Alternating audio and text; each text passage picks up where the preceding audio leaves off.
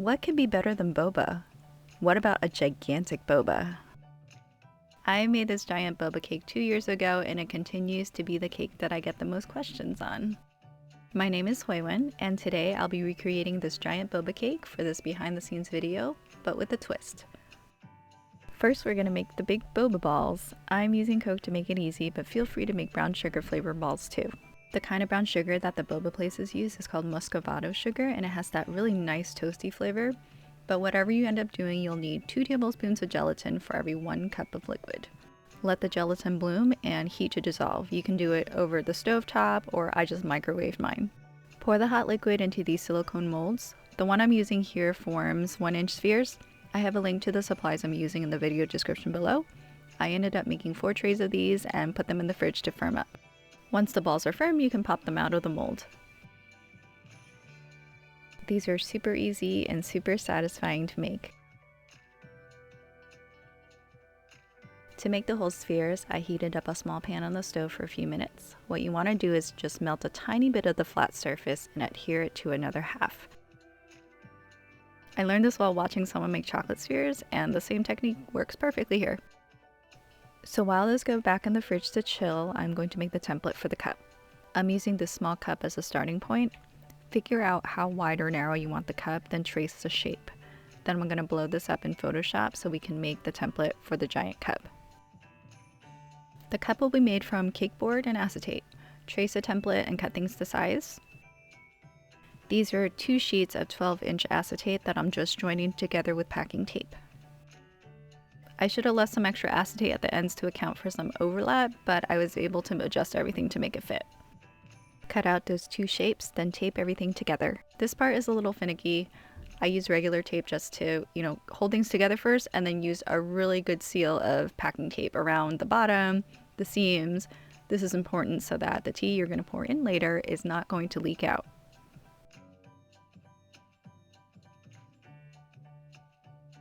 And here we have our giant cup. For the cake, I've cut out 5 circles of cake. Our boba is going to have a column of cake in the middle, surrounded by boba and the milk tea. I'm making a classic milk tea with brown sugar boba because that's my favorite, but you can definitely use the same technique to do your version of your favorite drinks or cocktails. So I've stacked and carved the cake upside down, just because if I had it right side up, it would be a little top heavy and hard to balance. Looking back, that was completely unnecessary. You just want to make sure that there's enough room between your cake and the cup to fit the boba. The skewer here helps with stability, and it also gives you something to hold on to as you're frosting the cake. It just makes everything easier. Then I frosted the cakes and gave everything a thick layer of chocolate ganache to seal all the cake in. A bad seal means soggy cake, and you don't want that. Then put that in the fridge to firm up. Once your upside down cup shaped looking cake is firm, flip that over and attach it to the bottom of the cup with ganache. Once again, you want to make sure all the cake is covered with a generous layer of ganache so you're not going to have that liquid seeping into the cake. Then put that back in the fridge for at least a few hours to get it really cold and firm. Oh, and I also made some ice while we were waiting. Just take some clear liquid and add gelatin and let it set. Agar-agar would also work really well too because it sets really clear. I don't have video of making of the milk tea, but you can watch these balls bounce while I explain the process. To make the milk tea part, make milk tea to your liking. Then again, add a whole bunch of gelatin. You'll need this to be firmer than the balls because this is the main structure of the cake, allowing it to stand up without an actual cup. I don't have exact measurements, but I used about 8 cups of liquid and a lot of gelatin. Leave a comment if you'd be interested in a fully detailed tutorial. If there's enough interest, I might be able to make one. Now for the fun part. So take your cold cake, cold balls, and cold ice out of the fridge. Put your cup on a plate so you can move it later and also catch any leaks just in case. Toss your boba in, then pour in that hot tea mixture. I'm hitting the side of the cup on purpose so it won't melt the ganache or the boba too much.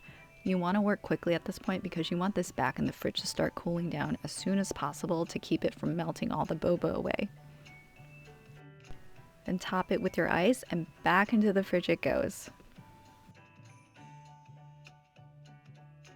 You can totally stop here and just let it chill overnight and get really firm and then unwrap it.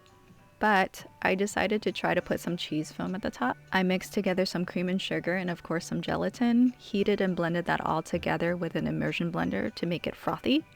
I came up with this technique when I was making the realistic pint glass cake and loved how it turned out. On the following day, just use a blade to cut through the tape and remove the acetate. And here we have our giant brown sugar boba milk tea cake with cheese foam. So what do you think? Do you like the cake better with or without the cheese foam? Do you even know what cheese foam is? What flavor would you want to try? As always, if you enjoyed this video, don't forget to give it a thumbs up, subscribe, or share. You can always find my other cake projects on my channel, Cocobelly Cakes. Until next time, happy caking!